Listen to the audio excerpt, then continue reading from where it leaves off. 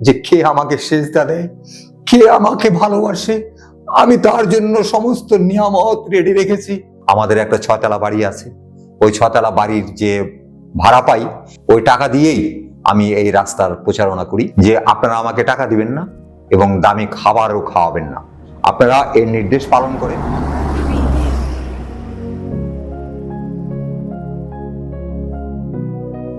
আমি থাকি বর্তমানে জালকুড়ি সৎসঙ্গ মন্দিরে বাবা অনুকূল চন্দ্রের।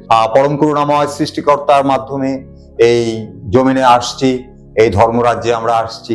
আমরা তো আর নিজেরা কিছু সৃষ্টি করতে পারি না, তাই তিনি যখন যা কিছু সৃষ্টি করে মাথায় দেন সেই কথাগুলো যদি আমরা নিজেরা পালন করি এবং সমাজে প্রচার করি, তাহলে আমার মনে হয় যে পরম করুণাময় সৃষ্টিকর্তা আল্লাহ এবং বাবা অনুকূল চন্দ্র খুশি হন এবং সমাজের সবাই আমরা ভালো থাকি। এই চিন্তা থেকেই আমার এই প্রচার করার উদ্যোগ যে দীক্ষা, শিক্ষা এবং বিবাহ এই তিনটি তোমরা খুব ভালো করে দাও।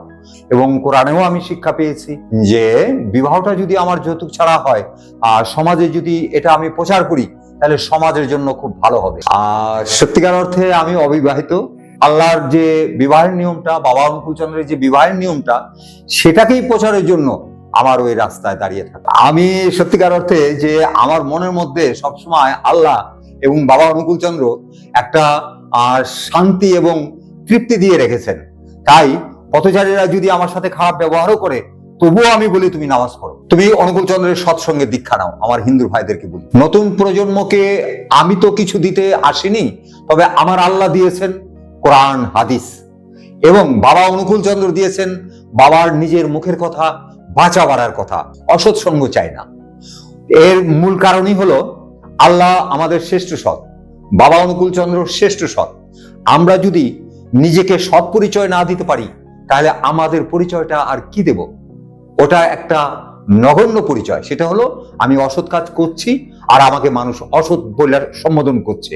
আমি অনেককে বলি যে আপনারা আমাকে টাকা দিবেন না এবং দামি খাবারও খাওয়াবেন না, আপনারা এর নির্দেশ পালন করেন, আল্লাহ এবং বাবা অনুকূল চন্দ্র যেন দেখতে পায়।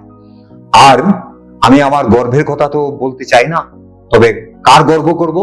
আমার সৃষ্টিকর্তা আল্লাহ এবং বাবা অনুকূল চন্দ্রের। আমাদের একটা 6তলা বাড়ি আছে, ওই 6তলা বাড়ির যে ভাড়া পাই ওই টাকা দিয়েই আমি এই রাস্তার প্রচারণা করি এবং আমার নিজের জীবন চলনায় চলি। আমি পুরো মানব জাতির জন্য প্রত্যাশা করি এটাই যে প্রতিদিন আল্লাহ আমাদের ফজরের সময় অপেক্ষা করেন যে কে আমাকে সেজদা দেয়, কে আমাকে ভালোবাসে, আমি তার জন্য সমস্ত নিয়ামত রেডি রেখেছি। তোমরা যে যেখান থেকে আমাকে ডাকো আমি সেখান থেকেই তোমাদের জন্য সাড়া দেব।